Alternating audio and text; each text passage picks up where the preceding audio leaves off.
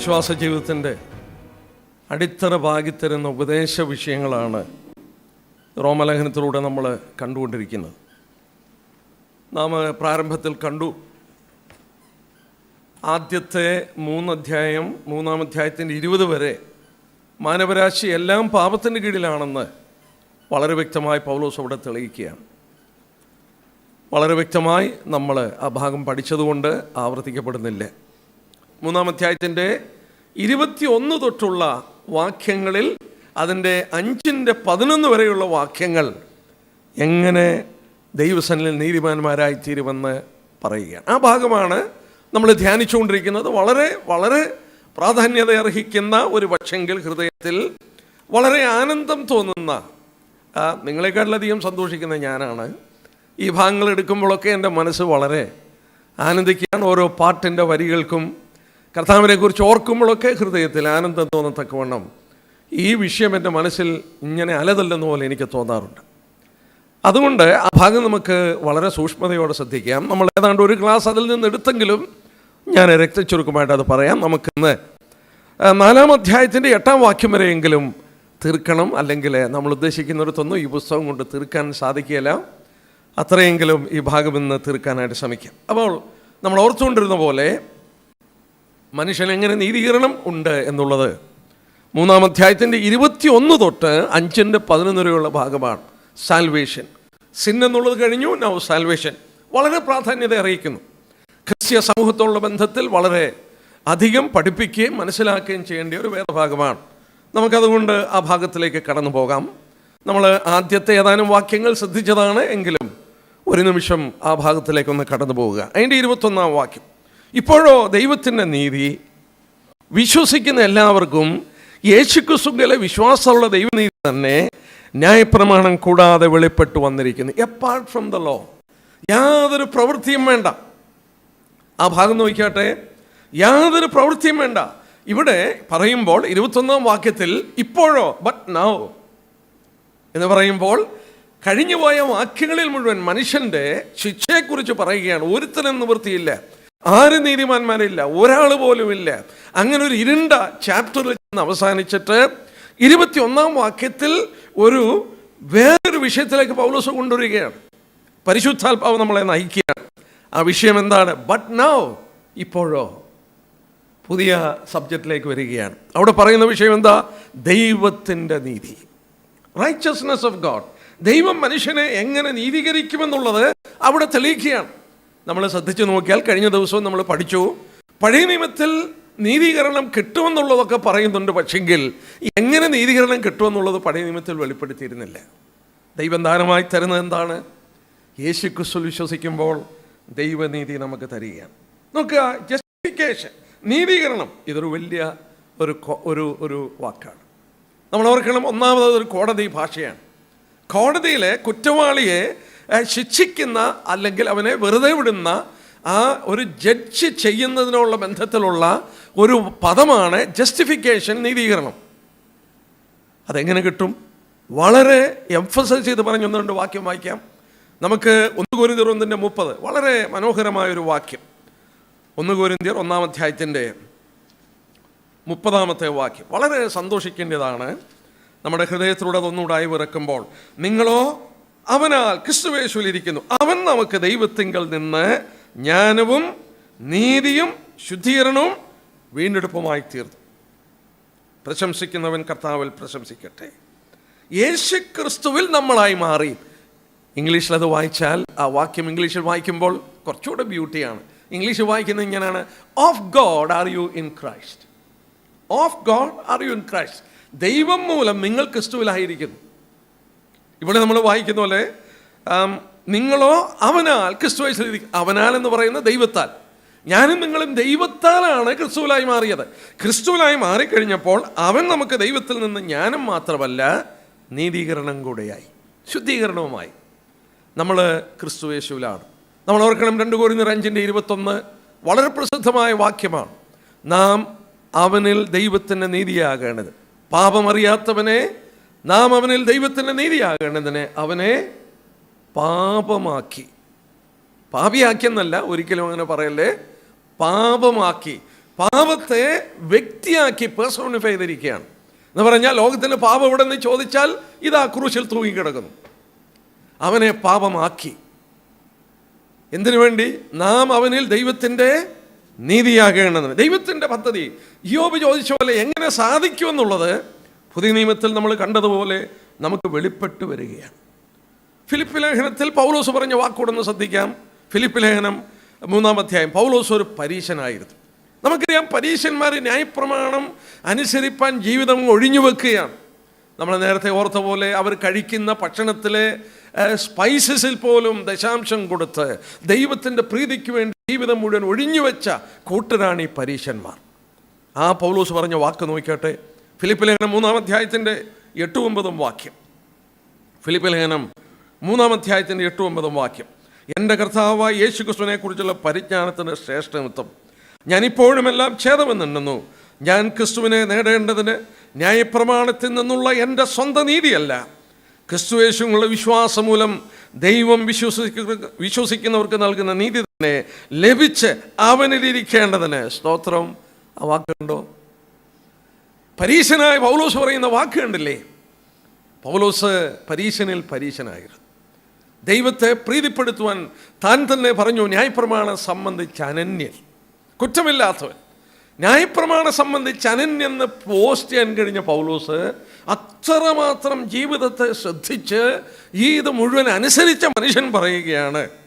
അതിൻ്റെ 9-ാം വാക്യം നോക്കിക്കാട്ടെ. ഞാൻ ക്രിസ്തുവിനെ ന്യായപ്രമാണത്തിൽ നിന്നുള്ള എൻ്റെ സ്വന്തം നീതിയല്ല, ക്രിസ്തുവിലുള്ള വിശ്വാസം മൂലം ദൈവം വിശ്വസിക്കുന്നവർക്ക് നൽകുന്ന നീതി.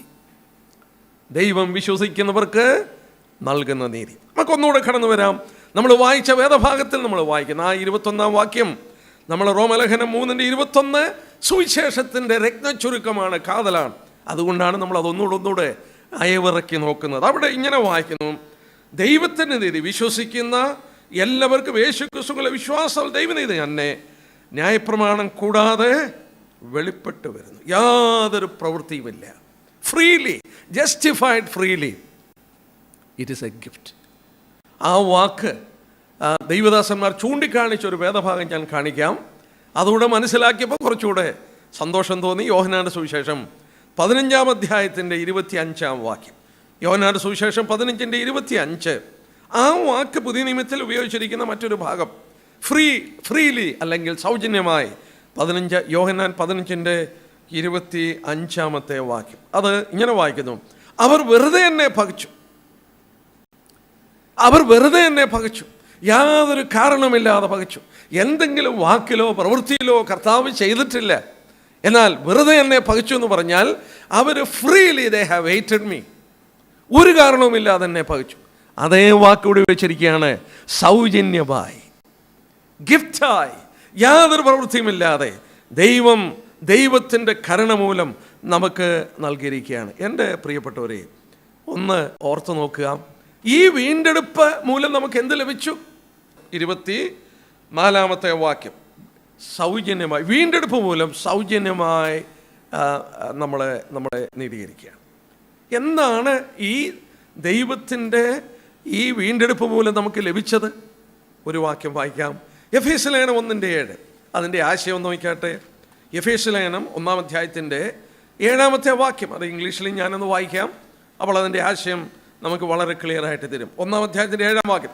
അവനിൽ നമുക്ക് അവൻ്റെ രക്തത്താൽ അതിക്രമങ്ങളുടെ മോചനമുണ്ട്, വീണ്ടെടുപ്പുണ്ട്. മോചനം എന്ന വീണ്ടെടുപ്പുണ്ട്. ഇംഗ്ലീഷിൽ ഞാനത് വായിക്കാം. In him we have redemption through his blood, the forgiveness of sins according to the riches of his grace. അവൻ്റെ കൃപയുടെ വലിയ ധനത്താൽ in him we have redemption through his blood, the forgiveness of sin. പാപത്തിൻ്റെ ക്ഷമാപണമാണ് വീണ്ടെടുപ്പ് മൂലം കിട്ടിയത്. പാപത്തിൻ്റെ ക്ഷമാപണം നമുക്കത് മൂലം ലഭിച്ചു. നമുക്ക് താഴോട്ട് വായിക്കാം.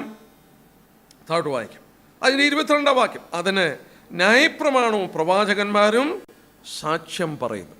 പഴയ നിയമ ഏടുകളിൽ മുഴുവൻ സാക്ഷ്യം പറയുന്നുണ്ട് ഈ കാര്യം സാധിക്കുമെന്നുള്ളത്. എൻ്റെ ദാസൻ തൻ്റെ പരിജ്ഞാനം കൊണ്ട് പലരെയും നീതീകരിക്കും.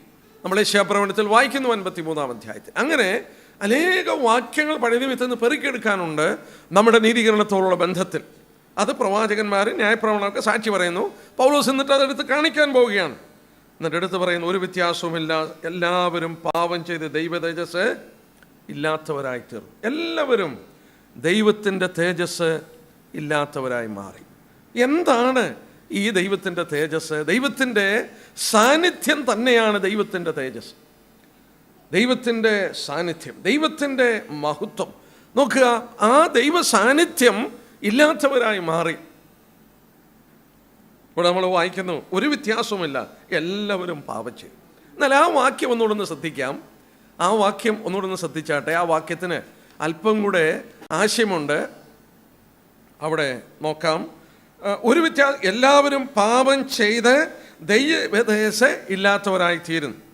അതിൻ്റെ 23-ാമത്തെ വാക്യമാണ്. 23-ാമത്തെ വാക്യമാണ്. അവിടെ 23-ാം വാക്യത്തിൽ ഉള്ള ആശയം എന്നാന്ന് ചോദിച്ചാൽ, എല്ലാവരും പാപം ചെയ്തു, പാസ്റ്റ് ടെൻസ് ആണ്. അത് പാസ്റ്റ് ടെൻസ് ആണ്, പാപം ചെയ്തു. എന്നാൽ ഇംഗ്ലീഷിൽ അത് വായിച്ചാൽ for all have sinned and are falling short of the glory of God. എന്നിട്ട് ദൈവത്തിൻ്റെ തേജസ്സിൽ കുറവുള്ളവരായി തീർന്നുകൊണ്ടിരിക്കുന്നു. പാപം എന്ന വാക്കിന് ഗ്രീക്കിൽ ഉപയോഗിച്ചിരിക്കുന്ന വാക്ക് ഹമാർട്ടോൺ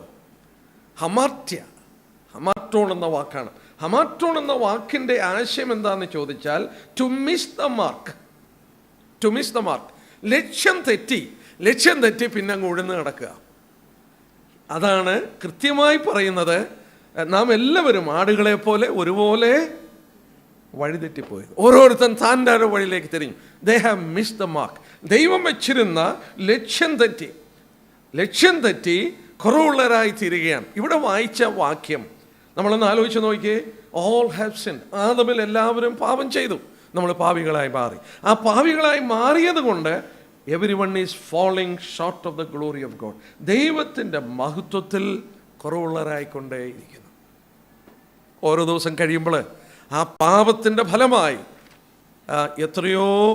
എത്രയോ പാപമാണ് ലോകത്തിൽ വർദ്ധിക്കുന്നതെന്നുള്ളത് ഓർക്കുക. ഈ പാപം ലോകത്തിൽ വർദ്ധിക്കുന്നതിൻ്റെ കാരണം നമ്മൾ ഓർത്തുകൊണ്ടിരുന്ന പോലെ പാപം ചെയ്തുകൊണ്ടാണ്. ഓരോ ദിവസം കഴിയുമ്പോഴും നമ്മൾ പത്രങ്ങളിലും വാർത്തകളിലും ഒക്കെ ശ്രദ്ധിച്ചാൽ മനുഷ്യൻ പാപത്തിൽ മുതിർന്നു വരുന്നതിൻ്റെ കാരണം ഈ വാക്യം തന്നെയാണ്. They are falling short of the glory of God. ദൈവത്തിൻ്റെ മഹത്വം, മനുഷ്യനെ സൃഷ്ടിച്ചത് അവൻ്റെ സ്വരൂപത്തിൽ സൃഷ്ടിച്ചതാണ്, അവന് അതിൽ കുറവുള്ളവനായി തീർന്നുകൊണ്ടിരിക്കുകയാണ്.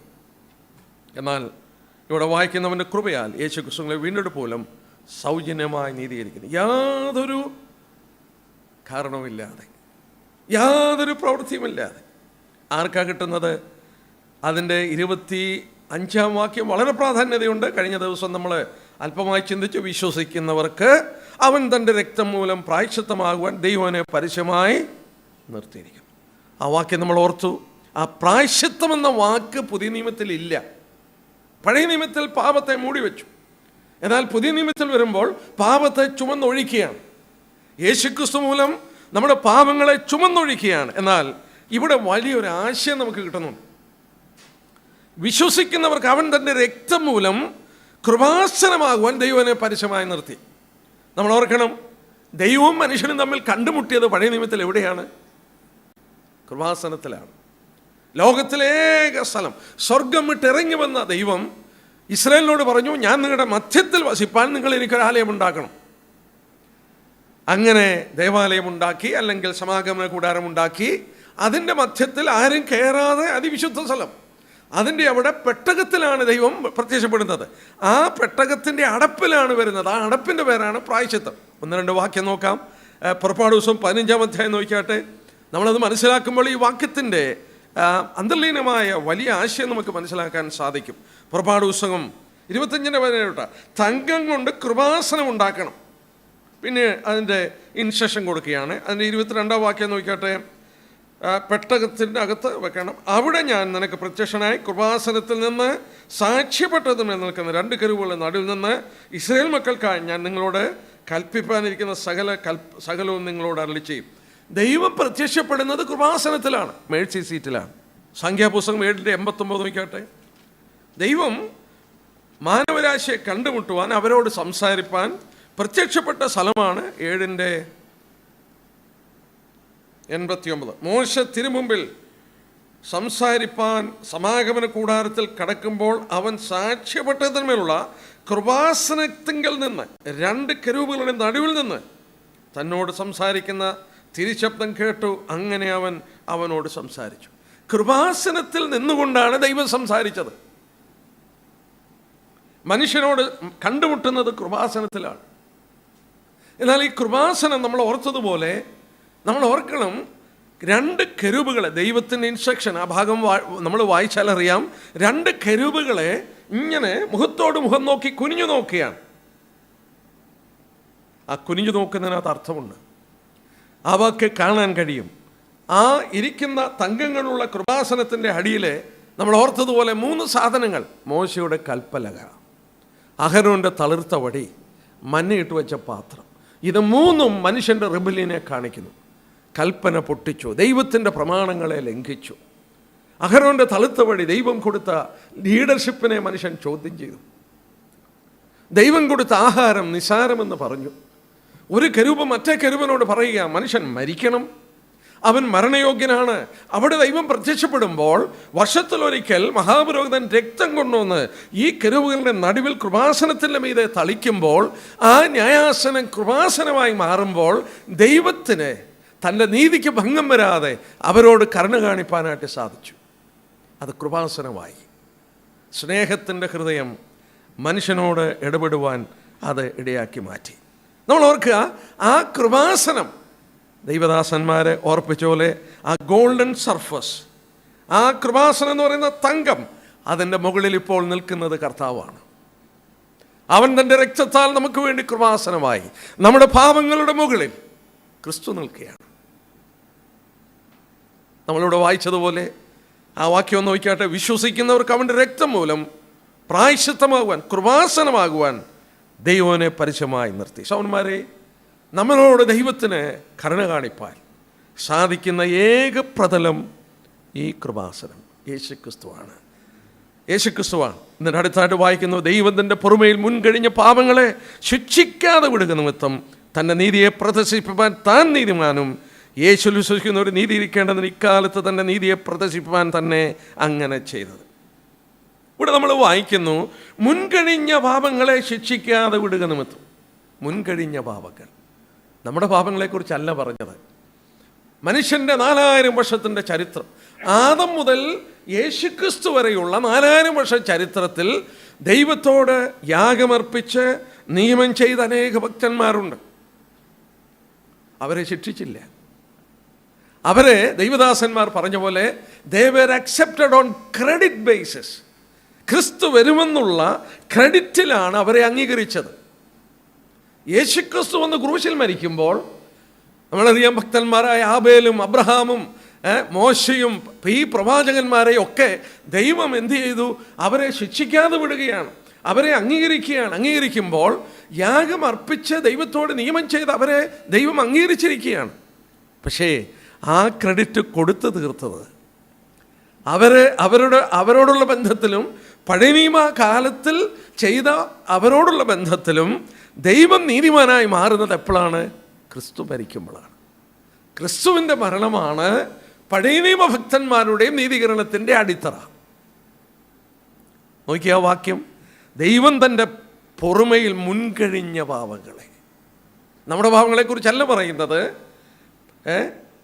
മുൻകഴിഞ്ഞ പാപങ്ങളെ, അത് ദൈവത്തിൻ്റെ മുൻകഴിഞ്ഞ പാപങ്ങളെ ശിക്ഷിക്കാതെ വിടുന്നത്. ഹിസ് ഫോർബിയറൻസ്, ദൈവം അത് ടെമ്പററി ആയിട്ട് ആ റിമിഷൻ ഫുൾ ഡെപ്റ്റ് അത് പേ ചെയ്തത് ക്രിസ്തു വന്ന് ക്രൂശിൽ മരിക്കുമ്പോഴാണ്. അത് വലിയൊരു കാര്യമാണ്. നമ്മൾ ഇനിയുള്ള കാര്യം നോക്കുക. അങ്ങനെയാണെങ്കിൽ ഇക്കാലത്ത് തൻ്റെ നീതിയെ പ്രദർശിപ്പിക്കാൻ തന്നെ അങ്ങനെ ചെയ്തത്. ദൈവം നീതിമാനായി മാറുമ്പോൾ ദൈവം അവരെ ശിക്ഷിക്കാതെ വിട്ടത് തൻ്റെ നീതിക്ക് ഭംഗം വരാതെ അവരെ നീതീകരിപ്പാനായിട്ട് ദൈവത്തിന് സാധിക്കുന്നു. നോക്കുക, അടുത്ത ഭാഗം നമ്മൾ നോക്കിയാട്ടെ. ആകയാൽ പ്രശംസ എവിടെ?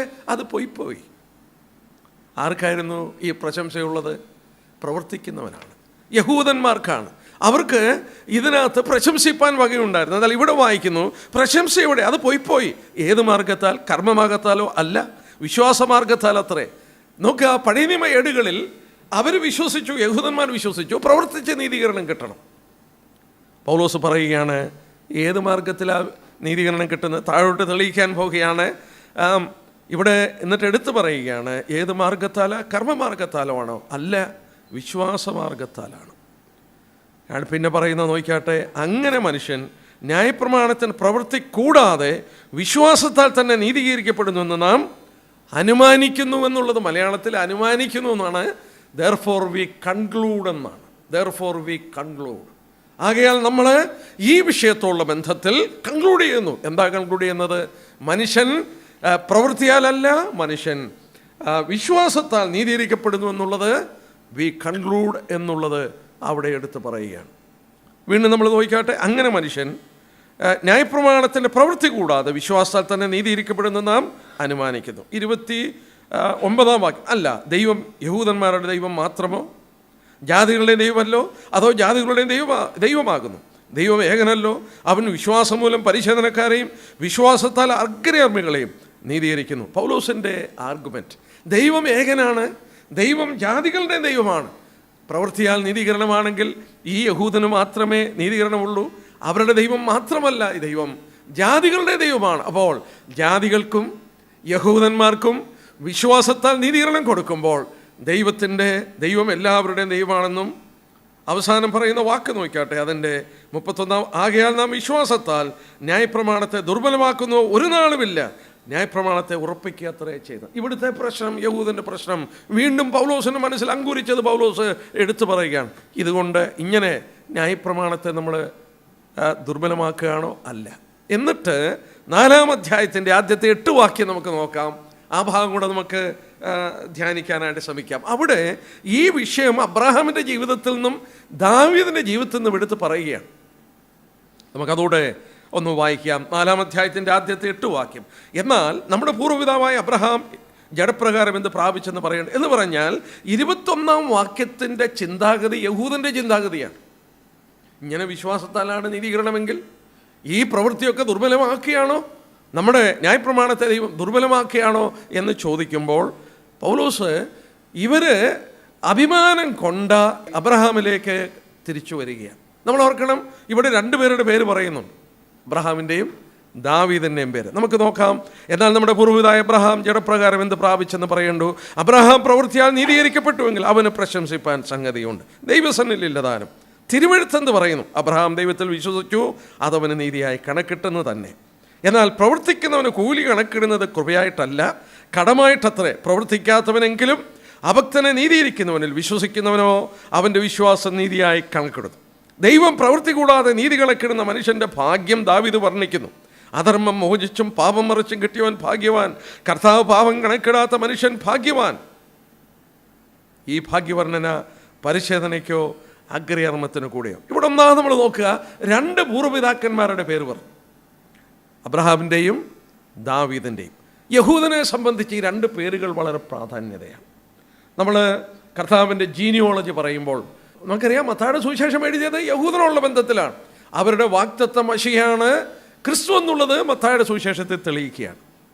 1-ാം വാക്യം നോക്കിയാട്ടെ, അബ്രഹാമിൻ്റെ പുത്രനായ ദാവീദിൻ്റെ പുത്രനായ യേശു ക്രിസ്തുവിൻ്റെ വംശാവലി. യഹൂദൻ എഴുതിയപ്പോൾ എഴുതിയത് നോക്കിയാട്ടെ, അബ്രഹാമിൻ്റെ പുത്രനായ ദാവീദിൻ്റെ പുത്രനായ യേശു ക്രിസ്തുവിൻ്റെ വംശാവലി. അപ്പോൾ അബ്രഹാമിനെ ദാവീദിനെയും അവരെടുത്ത് പറയുന്നു.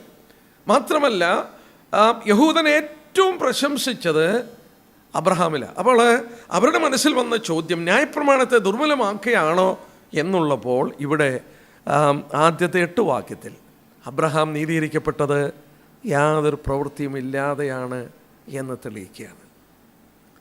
Abraham was justified without any work. Abraham യാതൊരു പ്രവൃത്തിയുമില്ലാതെ വിശ്വാസത്താലാണ് നീതീകരിക്കപ്പെട്ടതെന്ന് ആദ്യത്തെ 8 വാക്യങ്ങളിൽ തെളിയിക്കുകയാണ്. കാരണം യഹൂദൻ പ്രവൃത്തിയാലാണ് നീതീകരണമെന്ന് ചിന്തിച്ചു. നമ്മുടെ പൂർവ്വപിതാവായ അബ്രഹാം, നമ്മുടെ പൂർവ്വപിതാവായ യഹൂദനെ സംബന്ധിച്ച് പറയുന്നെങ്കിലും 16-ാം വാക്യം നോക്കിയാൽ, 4-ാം അധ്യായത്തിൻ്റെ 16-ാം വാക്യാൽ നമ്മളെ സംബന്ധിച്ചും വിശ്വാസത്തിൻ്റെ പൂർവ്വപിതാവാണ്. 16-ാം വാക്യം നോക്കിയാട്ടെ. അതുകൊണ്ട് കൃപാദാനം എന്ന് പറയേണ്ടതിന് വിശ്വാസത്താൽ അത്രേ അവകാശികളാകുന്നത് വാഗ്ദത്തം സകല സന്തതിക്കും ന്യായപ്രമാണമുള്ളവർക്കും മാത്രമല്ല, അബ്രഹാമിൻ്റെ വിശ്വാസമുള്ളവർ കൂടെ ഉറപ്പാകേണ്ടതിന് തന്നെ. അപ്പോൾ അബ്രഹാം പൂർവ്വപിതാവായിരിക്കുന്നത് അവർക്ക് മാത്രമല്ല, വിശ്വസിച്ചിരിക്കുന്ന ദൈവമക്കളുടെയും പൂർവ്വപിതാവാണ് അബ്രഹാം. എങ്ങനെ? നീതീകരണം അബ്രഹാമിന് ലഭിച്ചത് പ്രവൃത്തിയാലല്ല, വിശ്വാസത്താലാണ്. എങ്ങനെയാണ് തെളിയിക്കുന്നതെന്ന് നോക്കിയാട്ടെ. നമുക്ക് ആ ഭാഗത്തിലേക്ക് കടന്നു വരാം. ആ ഭാഗം ഒന്ന് നോക്കാം. അതിൻ്റെ 2-ാം വാക്യം നോക്കിയാട്ടെ. അബ്രഹാം പ്രവൃത്തിയാൽ നീതീകരിക്കപ്പെട്ടുവെങ്കിൽ അവന് പ്രശംസിപ്പാൻ സംഗതിയുണ്ട്, ദൈവസന്നിധിയില്ലതാനും. തിരുവെഴുത്ത് എന്ത് പറയുന്നു? അബ്രഹാം ദൈവത്തിൽ വിശ്വസിച്ചു, അതവന് നീതിയായി കണക്കിട്ടു. ഒന്നാമത് ഓർക്കണം, പ്രവൃത്തിയാലാണ് ഒരാൾ രക്ഷിക്കപ്പെടുന്നതെങ്കിൽ, നീതീകരണമെങ്കിൽ അദ്ദേഹത്തിന് പ്രശംസിപ്പാനുണ്ട്. നമുക്കറിയാം, എഫെസ്യ ലേഖനത്തിൽ നമ്മൾ വായിക്കുന്നു, കൃപയാലല്ലോ വിശ്വാസം മൂലം നിങ്ങൾ രക്ഷിക്കപ്പെട്ടിരിക്കുന്നു, അതിന് നിങ്ങൾ കാരണമല്ല, ആരും പ്രശംസിക്കാതിരിപ്പാൻ പ്രവൃത്തികളും കാരണമല്ല. 99% ദൈവത്തിൻ്റേതും 1% എൻ്റേതും കൂടെ ആണെങ്കിൽ എനിക്ക് എന്തുകൊണ്ട് ആ 1% പ്രശംസിക്കാം. അവിടെ വായിക്കുന്നത് എന്താ? ആരും പ്രശംസിക്കാതിരിപ്പാൻ പ്രവൃത്തികളും കാരണമല്ല. എന്നെ കേൾക്കുന്ന സൗരസൗന്മാരോട് ഞാൻ ഓർപ്പിക്കട്ടെ, പ്രിയപ്പെട്ടവരോട് ഓർപ്പിക്കട്ടെ, നമ്മുടെ രക്ഷയിൽ നമ്മുടെ യാതൊരു പ്രവൃത്തിയുമില്ല. നമ്മൾ താഴോട്ട് നോക്കാൻ പോവുകയാണ്. പൗലോസ് എത്ര ശ്രമിക്കുന്നു നോക്കുക. ദൈവം എത്ര എടുത്ത് ശ്രമിക്കുന്നു നമ്മളെ കൺവിൻസ് ചെയ്യാൻ. രക്ഷ ദൈവത്തിൻ്റെ ദാനമാണ്, കൃപയാലാണ്, വിശ്വാസത്താലാണ്, അതിനകത്ത് പ്രവൃത്തിയില്ല. അവർ പ്രശംസിച്ച അബ്രഹാമിനെ കുറിച്ച് ആദ്യം എടുത്ത് പറയുക, അബ്രഹാം പ്രവർത്തിച്ചെങ്കിൽ അതുകൊണ്ടാണെങ്കിൽ അവന് പ്രശംസിപ്പാനുണ്ട്. പക്ഷേ ദൈവസന്നിധിയിലില്ല. അബ്രഹാം നീതീകരിക്കപ്പെട്ടുവെങ്കിൽ എങ്ങനെയാണ് നീതീകരിക്കപ്പെട്ടതെന്ന് വായിക്കുന്നു. ഇവിടെ നോക്കിയാട്ടെ, അബ്രഹാം ദൈവത്തിൽ വിശ്വസിച്ചു, അതവന് നീതിയായി കണക്കിട്ടു. എപ്പോഴാണ് ഈ സംഭവം? ഉൽപ്പത്തി പുസ്തകം 15-ാം അധ്യായത്തിലേക്ക് നമുക്ക് വരാം. എപ്പോഴാണ് ഈ സംഭവിച്ചതെന്നുള്ളത് നമുക്ക് നോക്കാം. ഉൽപ്പത്തി പുസ്തകം എടുത്താട്ടെ. അബ്രഹാമിനെ നീതിമാനായ ദൈവം എണ്ണിയത് എപ്പോഴാണെന്ന് നോക്കുക. അബ്രഹാം ഉൽപ്പത്തി പുസ്തകം 14-ാം അധ്യായത്തിൽ വരുമ്പോൾ, ഉൽപ്പത്തി പുസ്തകം 14-ാം അധ്യായത്തിൽ നമുക്കറിയാം, അവിടെ ഒരു കൂട്ടം രാജാക്കന്മാരെ അബ്രഹാം തൻ്റെ ഭവനത്തിൽ വളർന്ന അഭ്യാസികളും കൂടെ കൂട്ടി അവരെ തോൽപ്പിക്കുന്നു. അബ്രഹാം അവരെ തോൽപ്പിച്ചു. എന്നാൽ അബ്രഹാമിൻ്റെ ജീവിതത്തിൽ ഇവരെ തോൽപ്പിച്ചു കഴിഞ്ഞിട്ടും അബ്രഹാമിൻ്റെ മനസ്സിലൊരു ഭയമുണ്ടായിട്ടുണ്ട് എന്ന് കരുതപ്പെടുന്നു. ഇവരും മടങ്ങി വരുമോ? ഒരു കൂട്ടം രാജാക്കന്മാരെയാണ് തോൽപ്പിച്ചത്, ലോത്തിനെയും കുടുംബത്തെയൊക്കെ വിടുവിച്ചു. മടങ്ങി വരുമോ എന്നുള്ളൊരു സംശയം തന്നെ മനസ്സിലുണ്ടായിരുന്നു. ദൈവം പ്രത്യക്ഷപ്പെട്ടു. അതിൻ്റെ നോക്കിക്കാട്ടെ, അതിൻ്റെ ശേഷം അബ്രഹാമിന് ദർശനത്തിൽ യഹോവയുടെ അരുളപ്പാടുണ്ടായി. ദൈവം വീണ്ടും അബ്രഹാമിന് പ്രത്യക്ഷപ്പെട്ടു. അബ്രഹാമേ ഭയപ്പെടേണ്ട, അബ്രഹാമേ നീ ഭയപ്പെടേണ്ട, ഞാൻ നിൻ്റെ പരിചയം നിൻ്റെ അതിമഹത്തായ പ്രതിഫലമാണ്. I am your shield. ഈ രാജാക്കന്മാരെ നീ പേടിക്കണ്ട, ഞാനാണ് നിൻ്റെ പരിചയം. ഇത് പറഞ്ഞിട്ട് നീ ഭയപ്പെടേണ്ട എന്ന് പറഞ്ഞു. പക്ഷേ അബ്രഹാമിന് അതല്ലായിരുന്നു വിഷയം. അബ്രഹാമിൻ്റെ വിഷയം എന്താണെന്നറിയാമോ? ദൈവത്തോട് പറയുക. ഇതിനു മുമ്പ് തന്നെ ദൈവം അബ്രഹാമിനെ വിളിച്ചപ്പോൾ ദൈവം പറഞ്ഞു, നിൻ്റെ സന്തതി. 12-ാം അധ്യായത്തിൽ വായിക്കുന്നുണ്ടല്ലോ, ഞാൻ നിന്നെ, 2-ാം വാക്യം, ഞാൻ നിന്നെ വലിയൊരു ജാതിയാക്കി അനുഗ്രഹിക്കും. അപ്പോൾ അബ്രഹാമിനെ വലിയൊരു ജാതിയാക്കണമെങ്കിൽ തനിക്ക് മക്കളുണ്ടായെങ്കിലേ സാധിക്കും. അപ്പോൾ തനിക്ക് മക്കൾ ജനിക്കും എന്നുള്ളത് ദൈവം പറഞ്ഞ വാഗ്ദത്തത്തിലുണ്ട്. ഇതുവരെ ജനിച്ചിട്ടില്ല. അപ്പോൾ ദൈവം പറഞ്ഞ വാക്ക് നോക്കിയാട്ടെ. 3-ാം വാക്യം, നീ എനിക്കൊരു സന്തതിയെ തന്നിട്ടില്ല, എൻ്റെ വീട്ടിൽ ജനിച്ച ദാസൻ എൻ്റെ അവകാശിയാകും എന്ന് അബ്രഹാം പറഞ്ഞു. ആ കാലത്ത് മക്കളില്ലെങ്കിൽ അവകാശിയായിട്ട് ദാസന്മാരെ ദത്തെടുക്കാമായിരുന്നു. അവർ മക്കളെപ്പോലെ തന്നെ ഈ യജമാനൻ്റെയും തൻ്റെ ഭാര്യയുടെയും സകല കാര്യങ്ങളും നോക്കുമായിരുന്നു. ഇതാണ് അബ്രഹാം ഇവിടെ പറയുന്ന പശ്ചാത്തലം. അവൻ നിൻ്റെ അവകാശിയാകയില്ല, ദൈവം പറയുന്ന വാക്കാണ്. നിൻ്റെ ഉദരത്തിൽ നിന്ന് പുറപ്പെടുന്നവൻ തന്നെ നിൻ്റെ അവകാശിയാകും എന്ന് അവന് യഹോവയുടെ അരുളപ്പാടുണ്ടായി. പിന്നെ അവനെ പുറത്തു കൊണ്ടുവന്നു. നീ ആകാശത്തേക്ക് നോക്കുക, നക്ഷത്രങ്ങളെ എണ്ണുവാൻ കഴിയുമെങ്കിൽ എണ്ണുക എന്ന് കൽപ്പിച്ചു. നിൻ്റെ സന്തതി ഇങ്ങനെയാകുമെന്ന് അവനോട് കൽപ്പിച്ചു. അവൻ യഹോവയിൽ വിശ്വസിച്ചു, അതവന് നീതിയായി കണക്കിട്ടു. എപ്പോഴാണ്? അബ്രഹാം പുറപ്പെട്ടു വന്നപ്പോഴല്ല. അബ്രഹാം ഒന്നും പ്രവർത്തിച്ചിട്ടല്ല. അബ്രഹാം അതിൻ്റെ ശേഷമാണ് അബ്രഹാമിന് ജനിച്ച മകനുമൊക്കെ ഒന്നിച്ചാണ് പരിച്ഛേദന പോലും വെക്കുന്നത്. അത് നമുക്ക് പുറകെ ചിന്തിക്കാം. പരിച്ഛേദന പോലും ഏൽക്കുന്നതിന് മുമ്പ് പുറത്തു കൊണ്ടുവന്ന് ആകാശത്തോട്ട് നോക്കുക. ബലഹീനമായ ഒരു ശരീരം, വൃദ്ധനായ അബ്രഹാമിനോട് ദൈവം പറഞ്ഞു, നിന്റെ മക്കൾ ഇതുപോലെയാകുമെന്ന് പറഞ്ഞു. അബ്രഹാം ദൈവത്തിൽ വിശ്വസിച്ചു. അതവന് നീതിയായി കണക്കിട്ടു. വിശ്വസിച്ചു എന്ന വാക്കിന് അതിൻ്റെ അർത്ഥം ആമീൻ എന്ന് പറഞ്ഞെന്ന. ആമീൻ. അബ്രഹാമിനോട് ഇങ്ങനെ സംഭവിക്കുമെന്ന് പറഞ്ഞപ്പോൾ അബ്രഹാം എന്ത് പറഞ്ഞു? ആമീൻ എന്ന് പറഞ്ഞു. ആ വാക്യം നോക്കിയാട്ടെ. ആ വാക്യം നമുക്കൊന്ന് അപഗ്രഥിക്കാം. 6-ാം വാക്യം. അവന് യഹോവയിൽ വിശ്വസിച്ചു, അതവന് നീതിയായി കണക്കിട്ടു. ആ വാക്ക് നോക്കിക്കോണേ, കണക്കിട്ടു. കണക്കിട്ട്, കൗണ്ടഡ്. ഇനി നമുക്ക് തിരിച്ചു വരാം. റോമലേഖനം 4-ാം അധ്യായം നോക്കിയാട്ടെ. അത് കണക്കിട്ടു. ആ വാക്ക് വളരെ പ്രാധാന്യതയുണ്ട്. 4-ാം അധ്യായത്തിൻ്റെ 3-ാം വാക്യം നോക്കിയാട്ടെ. അബ്രഹാം ദൈവത്തിൽ വിശ്വസിച്ചു, അതവന് നീതിയായി കണക്കിട്ടു. ഒരു കാര്യം ഓർക്കണം, ഈ 4-ാം അധ്യായത്തിൽ മാത്രം കണക്കിട്ടു എന്ന വാക്ക് 11 പ്രാവശ്യമുണ്ട്. 4-ാം അധ്യായത്തിൽ മാത്രം 11 പ്രാവശ്യം ഉപയോഗിച്ചിട്ടുണ്ട് കണക്കിട്ടു എന്ന്. കണക്കിട്ടു എന്ന വാക്ക് ഏതാണ്ട് പുതിയ നിയമത്തിൽ 41 പ്രാവശ്യവും പൗലോസ് 35 പ്രാവശ്യവും എഴുതിയിട്ടുണ്ട്. ആ വാക്കിൻ്റെ അർത്ഥം to put in one's account. Bank ഒരു ടേമാണെന്നാണ് പറയുന്നത്. It is a bank term. നമ്മൾ ഓർത്തു കോടതി ഭാഷയാണ് നീതീകരണം. ഈ കണക്കിട്ടു എന്നുള്ളത് ബാങ്കിൽ ഉപയോഗിക്കുന്ന ഒരു ടേമാണ്. 11 പ്രാവശ്യം. ഇംഗ്ലീഷിൽ അതിന് റെക്കൺഡ് എന്നും ഇമ്പ്യൂട്ടഡ് എന്നും കൗണ്ടഡ് എന്നും ഒക്കെ രേഖപ്പെടുത്തിയിട്ടുണ്ട്. മലയാളത്തിൽ അത് കണക്കിട്ടു എന്ന് മാത്രമേ വരുന്നുള്ളൂ. 4-ാം അധ്യായത്തിൻ്റെ 6-ാം വാക്യം നോക്കി. ദൈവം പ്രവൃത്തി കൂടാതെ നീതി കണക്കിടുന്ന മനുഷ്യൻ ഭാഗ്യവാൻ. 8-ാം വാക്യം നോക്കിയാട്ടെ. കർത്താവ് പാപം കണക്കിടാത്ത മനുഷ്യൻ. അങ്ങനെ ആ അധ്യായത്തിൽ 11 പ്രാവശ്യം ആ വാക്ക് പറഞ്ഞിട്ടുണ്ട്. എന്താണ് ആ വാക്കിൻ്റെ അർത്ഥം? റെക്കൺ ചെയ്യുക, എണ്ണുക, കണക്കിടുക. എൻ്റെ അക്കൗണ്ടിലൊന്നുമില്ല, സീറോയാ. പക്ഷേ എൻ്റെ അക്കൗണ്ടിലോട്ട് ഇതങ്ങ് ചേർക്കുകയാണെങ്കിൽ അതിൻ്റെ പേരാ ഈ അക്കൗണ്ടിലോട്ട് ചേർത്തു എന്നുള്ളത്. ഇമ്പ്യൂട്ട് ചെയ്തു എൻ്റെ അക്കൗണ്ടിലോട്ട് അത് കണക്കിടുക എന്നാണ് അതിന് പറഞ്ഞിരിക്കുന്ന ആശയം. എന്താണ് അതിൻ്റെ അർത്ഥം? നമ്മൾ ചിന്തിക്കാൻ പോവുകയാണ്. സ്വർഗസ്ഥലെ ദൈവം തൻ്റെ പുത്രൻ്റെ ജീവിതം നമുക്ക് വരച്ചു തന്നു. അവൻ നീതിമാനായ കർത്താവാണ്. യാതൊരു പാപവും ചെയ്തിട്ടില്ല. അവനെ ദൈവം ഉയർത്തെഴുന്നേൽപ്പിച്ചു. നമുക്ക് ആ വാക്ക് പിന്നീട് പഠിക്കാം. എന്നാലും ഒരു നിമിഷം അതിൻ്റെ 25-ാം വാക്യം നോക്കിയാട്ടെ. നമ്മുടെ അതിക്രമങ്ങൾ നിമിത്തം മരണത്തിനേൽപ്പിച്ചു നമ്മുടെ നീതീകരണത്തായിട്ട് ഉറപ്പിച്ചുവരിക്കുന്ന നമ്മുടെ കർത്താവായ യേശുക്രിസ്തുവിനെ മരിച്ചവരിൽ നിന്ന് ഉയർപ്പിച്ചവനിൽ വിശ്വസിക്കുന്ന നമുക്ക് കണക്കിടുവാനുള്ളതാകിയാൽ തന്നെ അവിടെയും കണക്കിടുക. ദൈവപുത്രനെ ഉയർത്തെഴുന്നേൽപ്പിച്ചു. എനിക്കും അതിൻ്റെ ആശയം മനസ്സിലായിരുന്നില്ല. യേശുക്രിസ്തുവിനെ ഉയർത്തെഴുന്നേൽപ്പിച്ചു. അതിൻ്റെ ലിറ്ററൽ ട്രാൻസ്ലേഷൻ ഞാൻ പറയാം. He was raised again because our justification has been accomplished. ദൈവം അവനെ ഉയർപ്പിച്ചതിൻ്റെ കാരണം എന്നാ? നമ്മുടെ നീതീകരണം അവന് സാധിപ്പിച്ചത് കൊണ്ടാണ്. അതാണ് അതിൻ്റെ ലിറ്ററൽ ഗ്രീക്കിലുള്ളതിൻ്റെ ആശയം. ദൈവത്തിനെ എന്തിനു ഉയർത്തെന്നേൽപ്പിച്ചു? നമ്മുടെ അതിക്രമങ്ങൾ നിമിത്തം ഏൽപ്പിച്ചു. അവനെ ഉയർത്തെന്നേൽപ്പിച്ചതിൻ്റെ കാരണം he has accomplished our justification.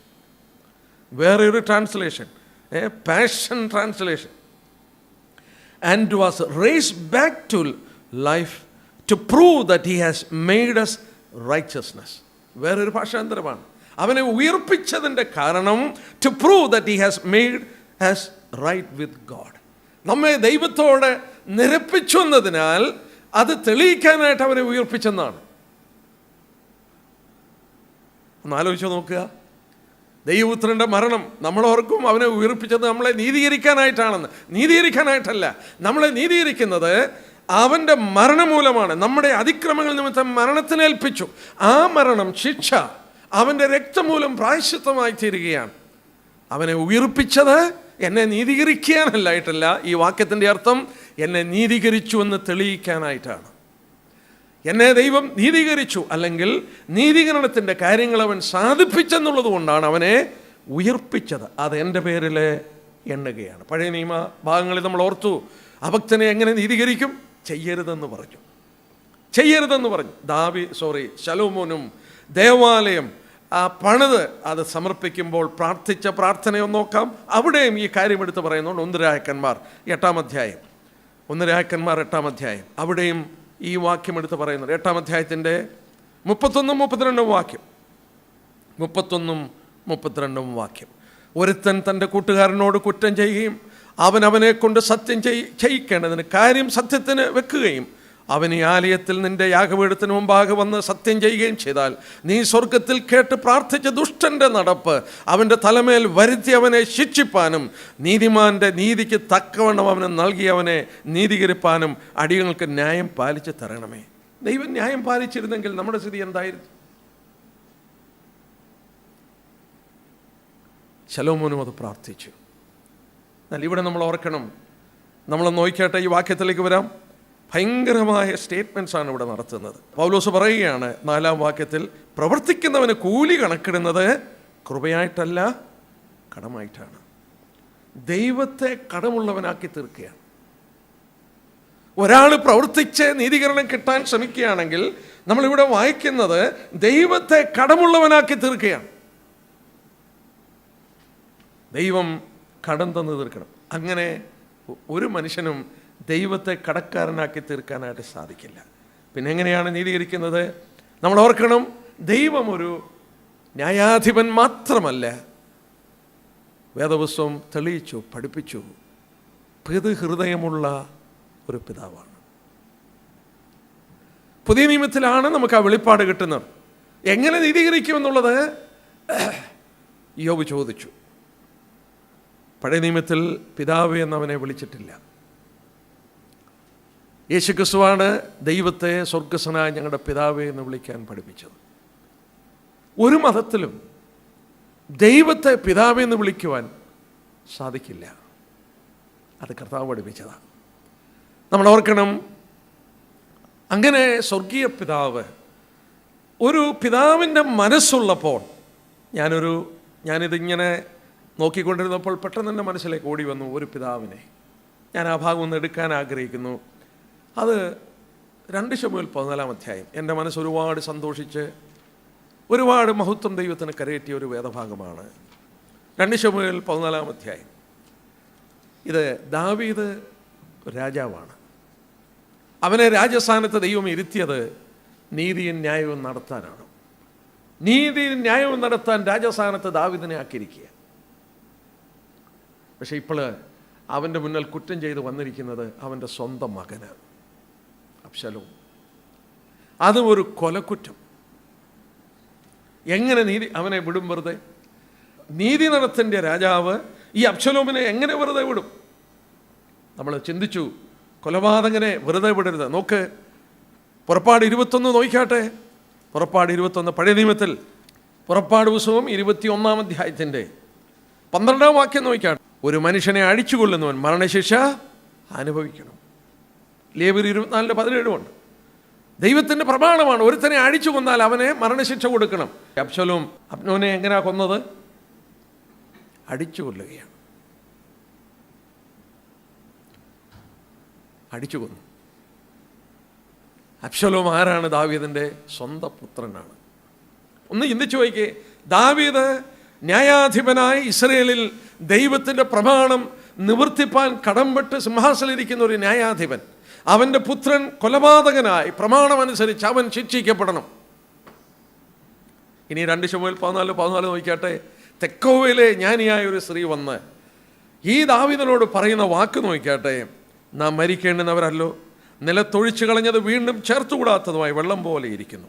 ദൈവം ജീവനെ എടുത്തു കളയാതെ ഭ്രഷ്ടനായവൻ തനിക്കിനിയും ഭ്രഷ്ടനായിരിക്കാതെ വണ്ണം മാർഗം ചിന്തിക്കുന്നു. എന്തോ ഒരു വാക്യവാദ. ഈ ജ്ഞാനിയായ ശ്രീ ദാവീദിനോട് പറയുകയാണ്, നാം മരിക്കേണ്ടുന്നവരാണ്, പക്ഷേ നിലത്തൊഴിച്ചു കളഞ്ഞ വെള്ളം പോലെ ഇരിക്കും. മരിച്ചു പോയാൽ വീണ്ടും നമുക്ക് ആ വെള്ളം ഉപയോഗിക്കാൻ കഴിയാത്തതുപോലെ you cannot have a second life. രണ്ടാമത് ജീവിപ്പാൻ നിവൃത്തിയില്ല. എന്നാൽ ഈ അബ്ശലോം ഇപ്പോൾ എപ്പോഴാണ്? ഭ്രഷ്ടനായിരിക്കുകയാണ്. അബ്ശലോം ഇംഗ്ലീഷിൽ വായിച്ചാൽ for we will surely die and become like water that spilt on the ground which cannot be gathered up again. Yet Yet God does not take away a life, but he devises means so that his banished ones are not expelled from him. ദൈവം മാർഗം ചിന്തിക്കുന്നു. എന്താ മാർഗം? തൻ്റെ സന്നിൽ നിന്ന് ബാനിഷ്ഡായി പോയ, തൻ്റെ സന്നിൽ നിന്ന് ഭ്രഷ്ടനായി പോയവർ എന്നേക്കും ഭ്രഷ്ടരായി തീരാതെ അവരെ തിരിച്ചു കൊണ്ടുവരാൻ ഒരു മാർഗം ദൈവം ചിന്തിക്കുകയാണ്. ഇത് സുവിശേഷമാണ്. ഈ തെക്കോവേലെ സ്ത്രീ പറഞ്ഞ വാക്ക് സുവിശേഷമാണ്, സുവിശേഷ ദൂതാണ്. നമ്മളൊക്കെ ആരായിരുന്നു? ഇവിടെ ശരിക്കു പറഞ്ഞാൽ ദൈവത്തിൻ്റെ സ്ഥാനം ദാവീദ്, അബ്ശലോമിൻ്റെ സ്ഥാനമാണ് നമുക്ക്. നമ്മളൊക്കെ ദൈവത്തിൻ്റെ ഭ്രഷ്ടന്മാരാണ്, പാപം ചെയ്ത് ദൈവസ്ഥലിൽ നിന്ന് ഓടിപ്പോയവരാണ്. അവിടെ മാർഗം ചിന്തിക്കുകയാണ്. ആ ഭ്രഷ്ടരായവർ എന്നേക്കും ഭ്രഷ്ടരായിരിക്കാതെ മാർഗം ചിന്തിക്കുന്നു. ദാവീദ് ഒരു പിതാവാണ്. അബ്ശലോം എന്ന് പറയുന്ന പുത്രനോട് നമുക്കറിയാം, തിരുവചനം വായിച്ചാൽ അറിയാം, അബ്ശലോമേ അബ്ശലോമേ, ഞാൻ നിനക്ക് പകരം മരിച്ചിരുന്നെങ്കിൽ, കരയുകയാണ്, ഞാൻ നിനക്ക് പകരം മരിച്ചിരുന്നെങ്കിൽ. വാസ്തവത്തിൽ സംഭവിച്ചെന്നാ? നമുക്ക് പകരമായി അവൻ തൻ്റെ പുത്രനെ നൽകി. ആ കരച്ചില് അവൻ ഉറക്കെ കരഞ്ഞിട്ടും പിതാവ് മറുപടി കൊടുത്തില്ല. എന്താ കാരണം? പൃഷ്ഠരായ നമ്മൾ എന്നേക്കും അവൻ്റെ സന്നിൽ പൃഷ്ഠന്മാരായിരിക്കാൻ ദൈവം ഒരു ഡിവൈസ്, ദൈവം ഒരു മാർഗമൊരുക്കുകയായിരുന്നു. ആ മാർഗമാണ് യേശു ക്രിസ്തു. സൗന്മാരെ, എത്ര അനുഗ്രഹിക്കപ്പെട്ട ഒരു ചിന്തയാണ്. പൃഷ്ഠരായ നമ്മൾ എന്നേക്കും അവൻ്റെ സന്നിൽ നിന്ന് പൃഷ്ഠന്മാരായി പോകാതെ അവൻ്റെ സന്നിൽ നമ്മൾ അംഗീകരിക്കപ്പെടുവാൻ ദൈവം ഒരു മാർഗം ചിന്തിച്ചു. ആ മാർഗമാണ് യേശു ക്രിസ്തു. യേശു ക്രിസ്തു. നമ്മളിവിടെ വായിക്കുന്ന പോലെ നമുക്ക് ആ ഭാഗത്തിലേക്ക് വീണ്ടും അടുത്ത് വരാം. 4-ാം അധ്യായത്തിൻ്റെ അതിൻ്റെ അനുഗ്രഹം, ദൈവം പ്രവൃത്തി കൂടാതെ നീതി കണക്കിടുന്ന മനുഷ്യൻ ഭാഗ്യം ദാവീദ് വർണ്ണിക്കുന്നു. ആ വാക്യം ഒന്ന് എടുത്താട്ടെ. ദൈവം പ്രവൃത്തി കൂടാതെ നീതി കണക്കിടുന്ന മനുഷ്യൻ്റെ ഭാഗ്യം ദാവീദ് വർണ്ണിക്കുന്നു. പൗലോസ് എന്തിനാ ദാവീദിനെ ഇവിടെ എടുത്തത്? അബ്രഹാമിൻ്റെ കാര്യം പറയുകയല്ലേ. ദാവീദിൻ്റെ കാര്യം എടുത്താൽ നമുക്കറിയാം, ദാവീദ് ഭയങ്കര കുറ്റം ചെയ്തു. വ്യഭിചാരം ചെയ്തു, കൊലപാതകം ചെയ്തു, അനേക സൈന്യങ്ങളെ കൊന്നുകളയുവാൻ ഇടയാക്കി മാറ്റി, കപടഭക്തി നടിച്ചിരുന്നു ഏതാണ്ട് 1 വർഷം. എന്തുകൊണ്ട് ദാവീദിന് അവിടെ ദൈവസന്നിധിയിൽ നീതീകരിക്കാൻ? ദൈവസന്നിധിയിൽ ദാവീദിനെ നീതീകരിക്കാൻ എന്തുണ്ട്? എന്തെങ്കിലും പ്രവൃത്തിയുണ്ടോ? ഇല്ല. പക്ഷെ ദാവീദ് നീതീകരിക്കപ്പെട്ടവരാണ്. ഇവിടെ ഇച്ചിരി കോംപ്ലിക്കേറ്റഡ് ആണെന്ന് നമുക്ക് തോന്നും. ദാവീദ്, അബ്രഹാമിന് ന്യായപ്രമാണമില്ലായിരുന്നു. അബ്രഹാമിന് മോശയുടെ ന്യായപ്രമാണമില്ലേ? ഇല്ലേ? അബ്രഹാമിന് 400 വർഷം കഴിഞ്ഞ് തൻ്റെ സന്തതി ഈജിപ്തിൽ നിന്ന് പുറപ്പെട്ട് സീനായിയുടെ അവിടെ വരുമ്പോഴാണ് കൽപ്പനയിൽ എഴുതിയ ന്യായപ്രമാണം കൊടുത്തത്. അബ്രഹാമിന് ന്യായപ്രമാണമില്ലായിരുന്നു. എന്നാൽ ദാവീദിന് ന്യായപ്രമാണമുണ്ട്. കൽപ്പന എഴുതി കൊടുത്തിട്ടുണ്ട്. കൊല ചെയ്യരുത്, വ്യഭിചാരം ചെയ്യരുത്, 10 കൽപ്പനയിൽ എഴുതി കൊടുത്തിട്ടുണ്ട്. ഇതെല്ലാം ദാവീദ് ലംഘിച്ചിട്ടിരിക്കുക. ദാവീദിനെ ദൈവം തിരഞ്ഞെടുത്തു. എൻ്റെ ഹൃദയപ്രകാരമുള്ള മനുഷ്യൻ. ദാവീദ് ഇത്ര വലിയ കുറ്റം ചെയ്തു. പക്ഷേ റോമലേഖനം 11:29 നോക്കിയാട്ടെ. റോമലേഖനം 11:29 നമ്മളൊക്കെ ധൈര്യപ്പെടേണ്ട ഒരു വാക്യം. റോമലേഖനം 11:29 വാക്യം. ദൈവം തൻ്റെ കൃപാവരങ്ങളെയും വിളിയെയും കുറിച്ച് അനുതപിക്കുന്നില്ലല്ലോ.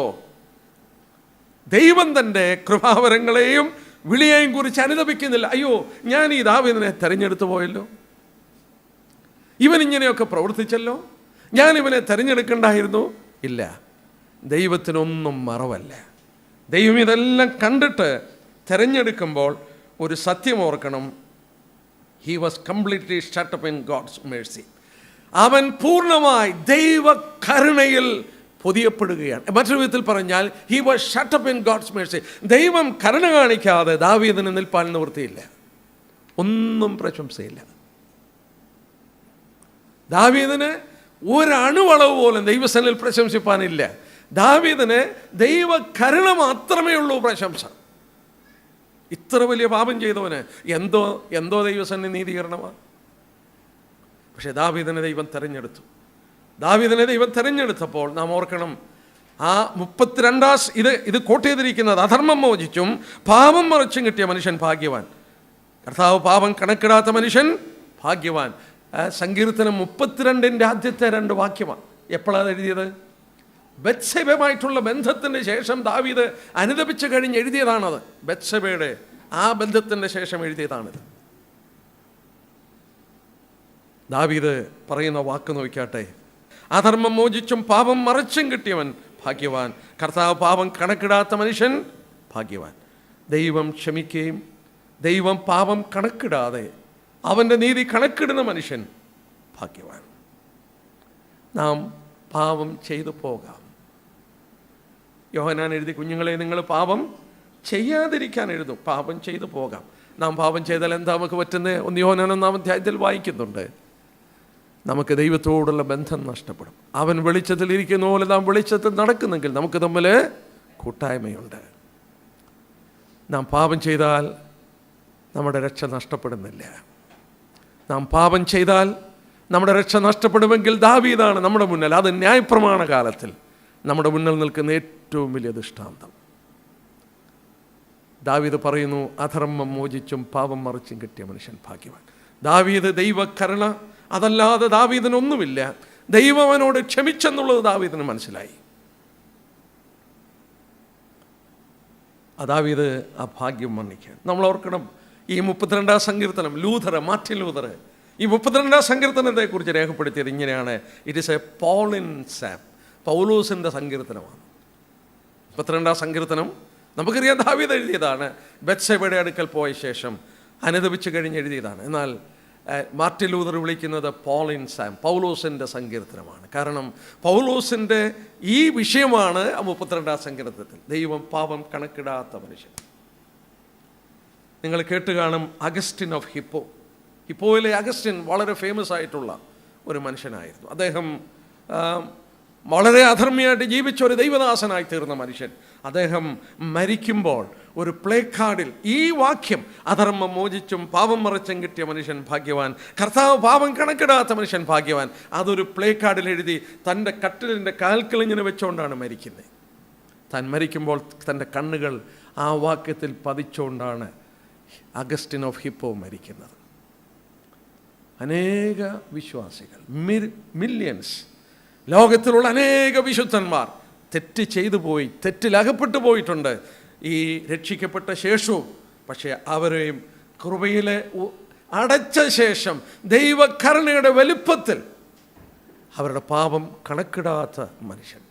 സൗരന്മാരെ, ഇന്ന് ഈ ഈ സന്ധ്യയോടടുത്ത സമയം നമ്മളൊരു കാര്യം ഓർക്കുക. നമ്മൾ യേശുക്രിസ്തുവിൽ വിശ്വസിച്ചെന്ന കാരണത്താൽ അതിൻ്റെ 4-ാം അധ്യായത്തിൽ 6-ാം വാക്യം നോക്കിയാട്ടെ. ദൈവം പ്രവൃത്തി കൂടാതെ നീതി കണക്കിടുന്ന മനുഷ്യൻ ഭാഗ്യവാൻ. യാതൊരു പ്രവൃത്തിയും എൻ്റെ പക്കൽ നിന്നില്ല. മാത്രമല്ല ദൈവം തൻ്റെ വിളിയെയും തെരഞ്ഞെടുപ്പിനെയും കുറിച്ച് അനുതപിക്കുന്നുമില്ല. എന്നെ തെരഞ്ഞെടുത്തു, പക്ഷേ എൻ്റെ ജീവിതത്തിൽ ഇത്ര കുറ്റങ്ങളൊക്കെ വന്നു, ദൈവം അതോർത്ത് അനുതപിക്കുന്നില്ല. ഞാൻ പാപം ചെയ്താൽ എൻ്റെ ദൈവത്തോടുള്ള കൂട്ടായ്മ നഷ്ടപ്പെടും. ഞാനത് ഏറ്റുപറഞ്ഞ് ഉപേക്ഷിച്ച് അവനോട് നെരുപ്പ് പ്രാപിപ്പാൻ കടപ്പെട്ടവനാണ്.